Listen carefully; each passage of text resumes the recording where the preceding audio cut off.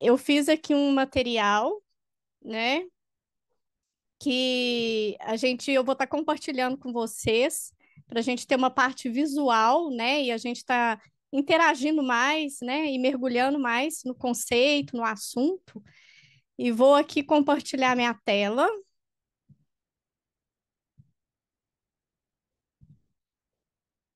Tá todo mundo vendo aí?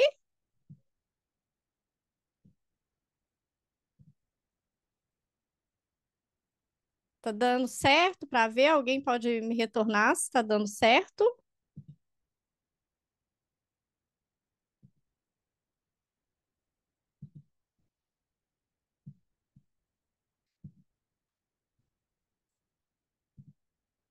Hum,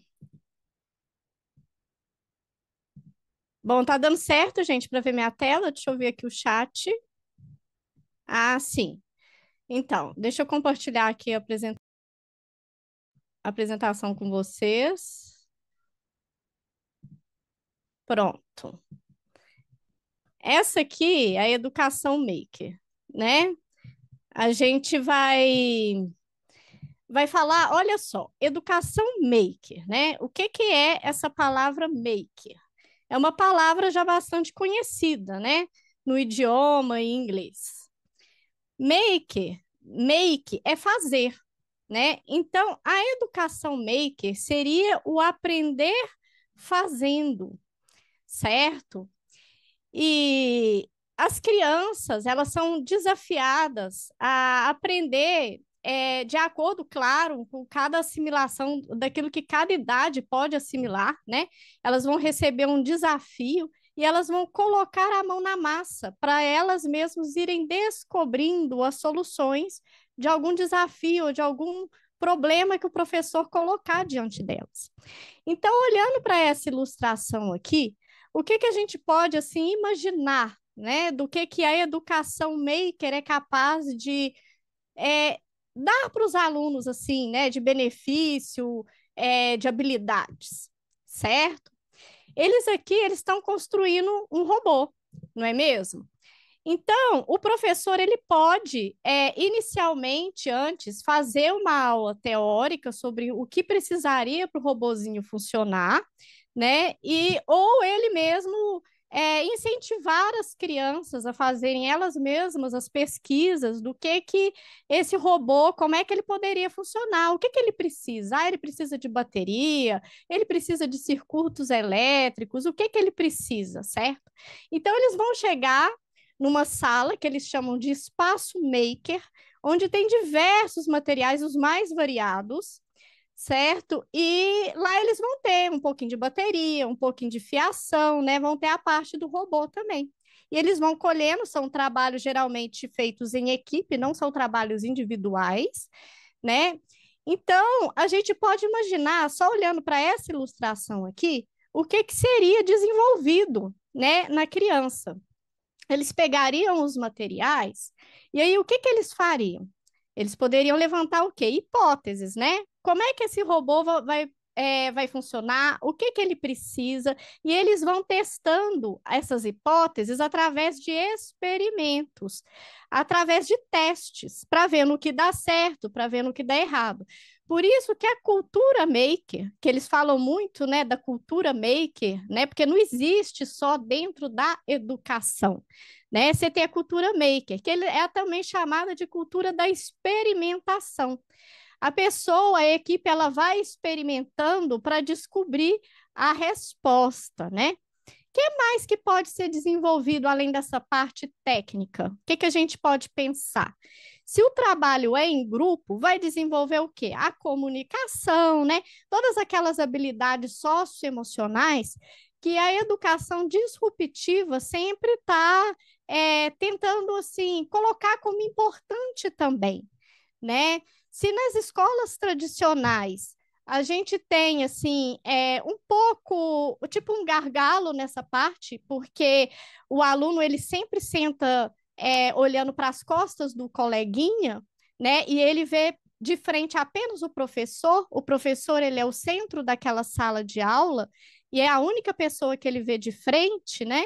Aqui não, é que eles estão trabalhando em equipe, eles estão olhando para a cara do colega, eles estão conversando, eles estão desenvolvendo um pensamento crítico, certo? Eles estão desenvolvendo todas essas outras habilidades também, além da habilidade técnica.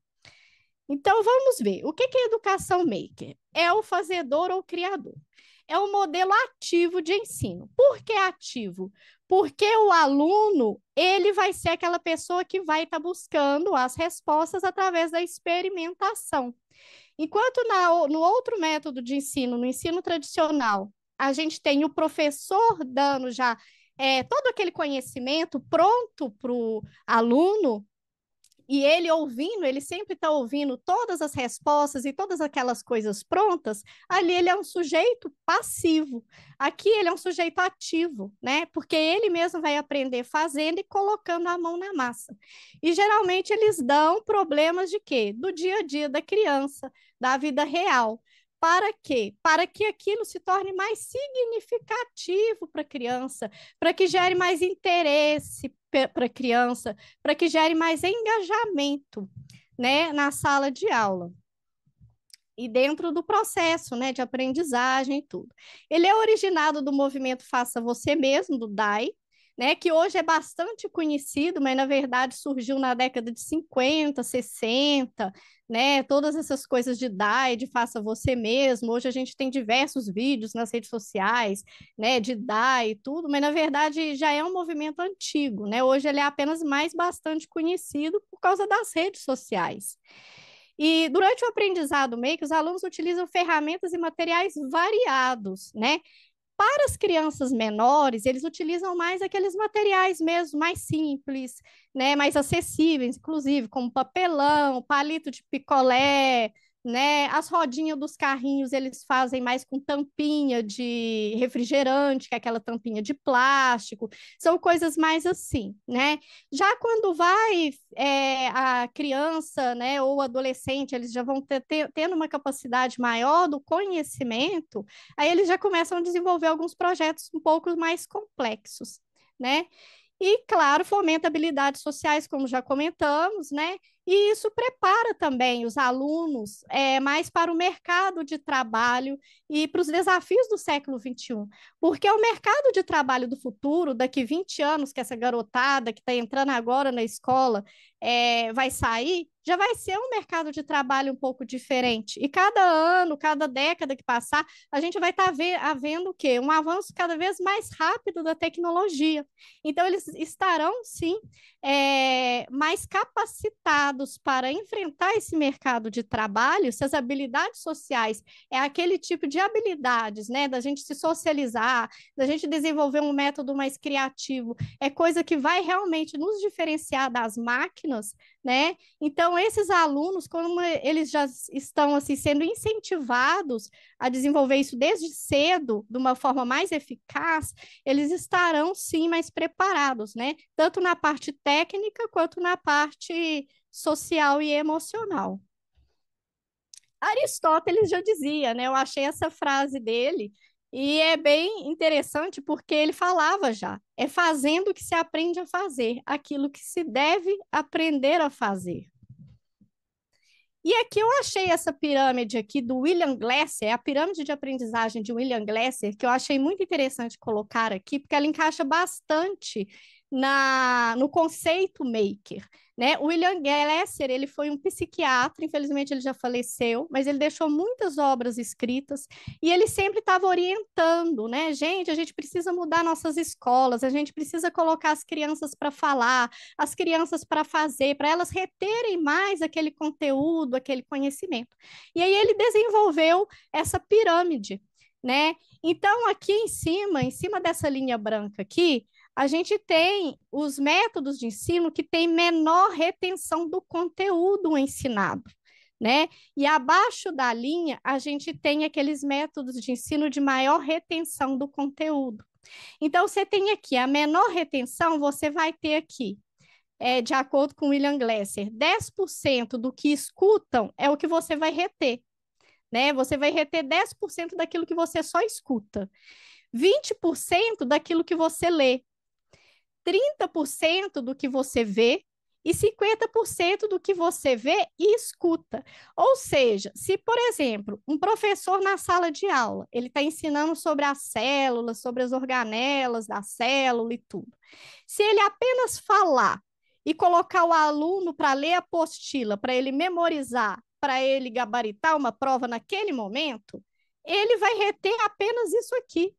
Entende? Mas se ele já passar um vídeo explicando, um vídeo mais explicativo, mais ilustrativo, para o aluno tentar entender a função da mitocôndria, do ribossomo e de todas aquelas organelas, que a gente acaba esquecendo realmente, né? Pelo menos na minha época, eu apenas li e escutei, né? Mas se ele passar, eles já vão reter um pouco mais do conteúdo, né? Então, olha que interessante.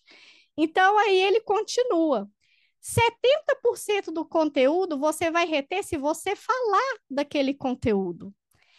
E 80% se você pegar e fazer, né? Simular uma experiência real, certo? E aqui ele até continua, tem mais uma aqui que eu não coloquei, porque aqui o que interessa para a gente é a educação do fazer aprendendo, que é a educação maker, mas você vai reter 95% daquilo que você ensina. Então, olha só, eu estava montando essa pirâmide aqui e fiquei imaginando, né? A sala de aula tradicional, quem é que fala e quem é que ensina? 90, mais de 90%, 95% das vezes é só o professor, né? Então, por que não colocar realmente o aluno para falar mais, para pôr a mão na massa mais das coisas, né? Porque eles vão reter mais. E aí é que a escola disruptiva entrou e falou assim: a gente precisa inverter isso aqui. Isso aqui tá estranho, a gente precisa inverter, a gente precisa colocar o aluno como aquele sujeito ativo e como centro da sala de aula. Tira o professor do centro, ele vai ser um facilitador, sabe? Ele não vai ficar dando as respostas prontas para o aluno toda hora, ele vai apenas direcionar. E o aluno é que vai descobrir as respostas, entende? Então, esse aqui encaixa muito bem com a visão das escolas, das universidades disruptivas, ok? Aí, olha só, Confúcio, outro filósofo, né?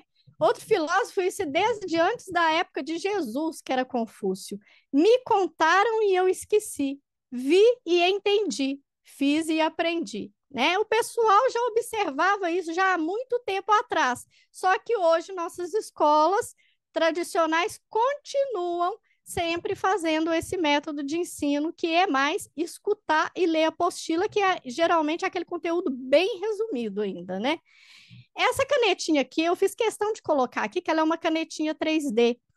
Então, assim, para escolas que têm realmente assim menos recurso, mas os alunos ainda têm um recurso financeiro, ainda dá para trabalhar com a caneta 3D.